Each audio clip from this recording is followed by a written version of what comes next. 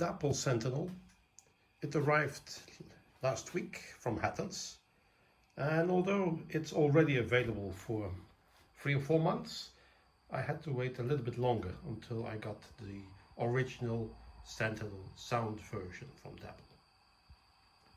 Arriving in the box is the British Rail Early Crest version, and I must say it's a lovely design which Dapol has released.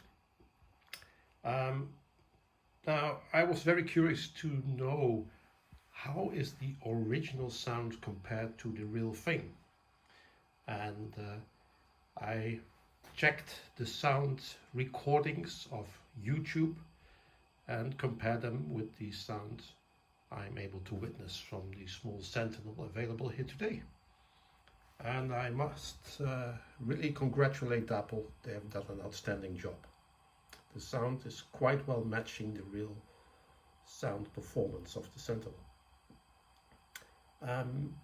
A second point I would like to check, since it's a 2-axle design, how does it perform in very slow speed? And with slow speed I mean speed which you can describe as crawling, about a millimeter per second.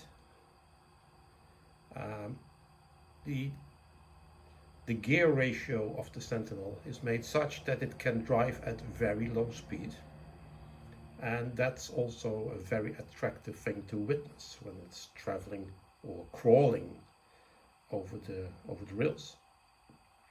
So when I got it out of the box and have it run in for several minutes in both directions, the slow speed performance is okay, but when crawling with a millimeter per second ratio, the Sentinel stopped occasionally.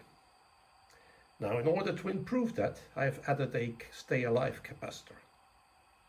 And the stay alive capacitor can be found in my Sentinel version under the hood. If we remove the cover, we witness the Zemo MX644D Delta plugged in or mounted on a so-called adapter board, and next to it you see the stay alive capacitor in blue, a blue tube, which I have added in little as 10 minutes. It's very easy to do because the Zemo type 644D is already designed to plug or add an electrolytic capacitor right away without any additional electronic circuitry. The capacitor here is a 1000 microfarad, 25 volts, with a diameter of 10 millimeters. And it's a perfect fit for the Sentinel. Without removing or any material, it finds its place next to the decoder and decoder adaptive board. How do you install this capacitor? How to wire it to the Zemo? Well, it's quite simple. If you remove the housing of the Sentinel first, which I do recommend, it only takes 4 screws on the bottom to release, and then you can pull off the hood just lightly. But before you do so, first pull out and remove the exhaust from the vertical boiler inside the Sentinel. Once you have removed the housing, you have a very easy access. I recommend you use a screwdriver, put it gently between the 2 boards, wiggle it a little bit, and it comes off very easily from the adaptive board. So here you see how the situation is done in the schematic. This is a schematic I was fortunate to find on the internet. And as you see here, if you put the MX644 decoder in reverse, upside down, you see there are a number of soldering parts, the small squares here in the drawing. And the 2 soldering parts noted are on the upper left and left bottom side, marked cap positive and cap negative. And it's there where you solder the leads of the electrolytic capacitor directly. That simple. Once done, Make sure you use wires, thin wires. Never connect the capacitor directly on the soldering parts, because the very thick leads on the capacitor will tear off the soldering parts. So just use thin wires to connect between the decoder and the capacitor. So after having installed this capacitor, and it was just done in less than 50 minutes, put the cap back on.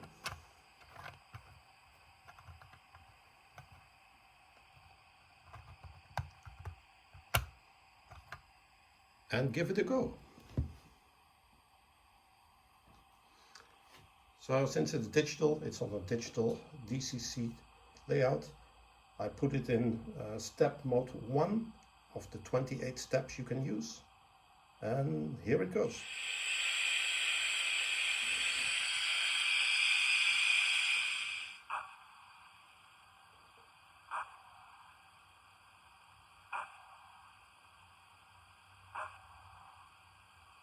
Very slow crawling mode speed. And whilst crawling, have a look on the interior. It's magnificently done. I love the way of details of the rivets, the handles, the control unit. It's a nice piece of work. The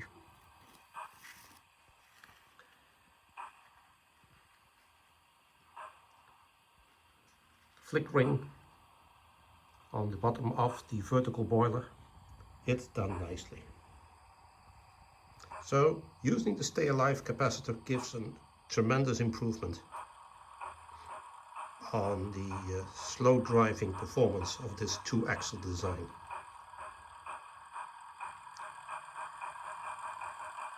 And listen to the sound.